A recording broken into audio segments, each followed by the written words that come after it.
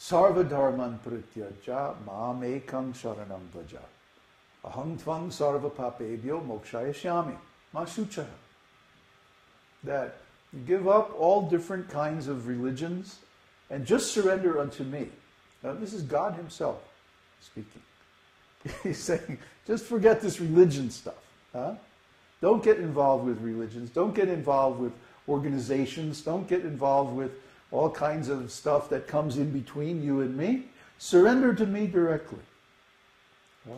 He's sitting in the heart as antaryami, super soul. So within the heart, there's God. You don't have to go any place. You don't have to go to a temple or a church or some special place or course or anything. Just sit down, become quiet and peaceful, go within, and you find God. So if you surrender to him, what does he say? Sarva papebhyo mokshayashyami. I will release you from all sinful activities. We're all in this world, we're all caught in the web of birth and death and karma because of our previous actions and reactions. The cycle of cause and effect. And because of this, we're taking body after body in the material world. But we can be relieved of all those sinful reactions. How? Simply by surrendering to God directly. He asks this in Bhagavad-gītā. And then what? Masuchaha. Don't worry. Huh? Don't be in anxiety. But Krishna, of course, gives a lot more substance.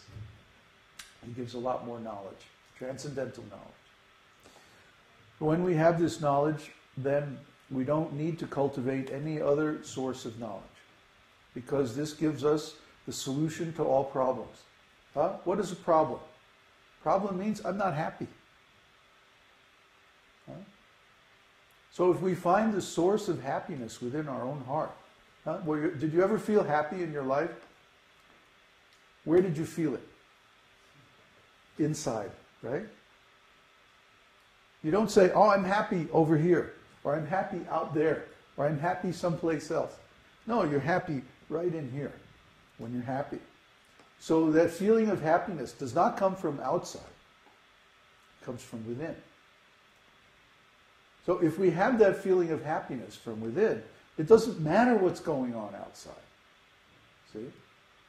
So just like everybody wants love, but there's so many problems with loving affairs in this world.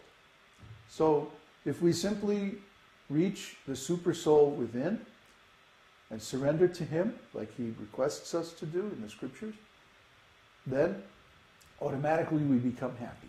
Masucha. Don't worry. But this is Vedanta. I mean, people make a big deal out of Vedanta. And yeah, we've also published our own edition and commentary on Vedanta. And it's very complicated, and very deep and philosophical. But what's the final conclusion? Surrender to God, be happy, don't worry. So this is the conclusion of all Vedas, of all knowledge. So if you have this conclusion, what other knowledge do you need? Just be happy. Simple. So then we have, being imperfect and limited in our intelligence. Of course, the first question is going to come up. How can I be happy? I have so many problems.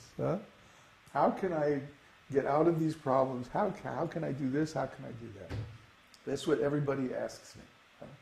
They say, well, Babaji, you're happy, you're self-realized, you're a spiritual master. Well, how can I be like this? I can't do it. They think they can't do it. Actually, everyone can do it. If I can do it, I'm just an ordinary person. I'm just like you. If I can do it, you can do it. There's no special thing. Are you a spirit soul? Are you conscious? Then you can do it. Simply, you have to change the objects of your consciousness from external things to internal things. That's meditation. That's devotional service. That's Krishna consciousness. Krishna consciousness.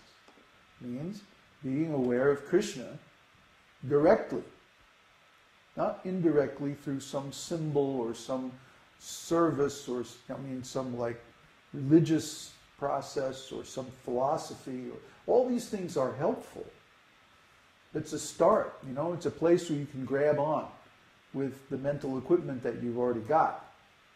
A philosophy, a teaching, a practice, a religion, a sangha, website, or something. Gives you some form, some structure that you can grab onto. But the purpose of all that is to change our consciousness. Our consciousness has to change. If our consciousness doesn't change, the thing's not successful. We have to look at it like that. That how is my consciousness changing? What determines this state or the quality of our consciousness is the contents of our consciousness. If our consciousness is always directed outward through the senses into this material world, that's called material consciousness. And then a whole raft of problems comes along with that because the material world is always changing. So just when we think we have everything set up the way we like it, then something changes and we have a problem. Houston, we have a problem. So the whole point is to redirect the consciousness from material things to spiritual things, from outside to inside, from senses to pure consciousness itself. Okay? How do you do that? Through chanting this holy name. Why does that work? Because the holy name of God has the same quality as God himself. Just like our friend Ziggy is here today, and he practices Buddhism. In Buddhism, they chant this nice mantra to Avalokiteshvara.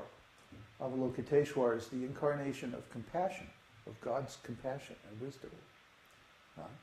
So they ask, actually, they say, may the jewel be in the lotus. May the power of God and God himself be united. Because in this material world, everyone is suffering because they're trying to enjoy God's power, God's energy, the material creation, without God. See? It's just like if you have a man and a woman, a couple, a family, and you break up the family. Now, how can you get any enjoyment out of that? How is it possible? You've committed a sinful activity. You break up a family, steal the woman, try to enjoy her. You think anything good is going to come of that? No, it's not possible. Confirmed. Only suffering can come of that. Ultimately, she's going to leave you and go with somebody else and like that. This is the material world. Because we're trying to separate God's energy from God and enjoy it ourselves. But we're not the enjoyers. We didn't create this world. We didn't create this material energy. So we don't really have a license to enjoy it unless we enjoy it in God's service. We employ it in God's service. Then we can enjoy. Why? Because when God is happy, everybody's happy. It's just like if you want a tree to grow very nicely, you water the root. This watering the root of the tree is called devotional service. So after Bhagavad-gītā summarizes all the philosophical issues and ties it all up nice and neat, then we have Śrīmad-Bhāgavatam. Śrīmad-Bhāgavatam is a collection of stories that describes how so many devotees became successful and actually attained consciousness of God face to face, directly. Śrīmad-Bhāgavatam. And then the analysis of Śrīmad-Bhāgavatam is Nectar of Devotion. How does it work? We may have a car, and we know how to put the key in and make it go and drive here and there. Okay. But how does it work? Why does it work the way it does? And especially if something goes wrong, how do we fix it? See? So if our spiritual life is broken, how do we fix it?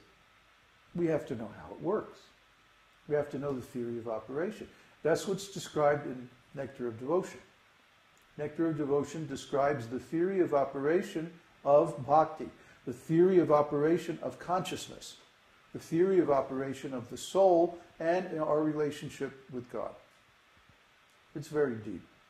It's very profound. But also very beautiful. So today we're going to be talking about chapter 3, the eligibility of the candidate for accepting devotional service. One of the things that Krishna says in Bhagavad-gītā is that a devotional service is very rare. That out of thousands and thousands of people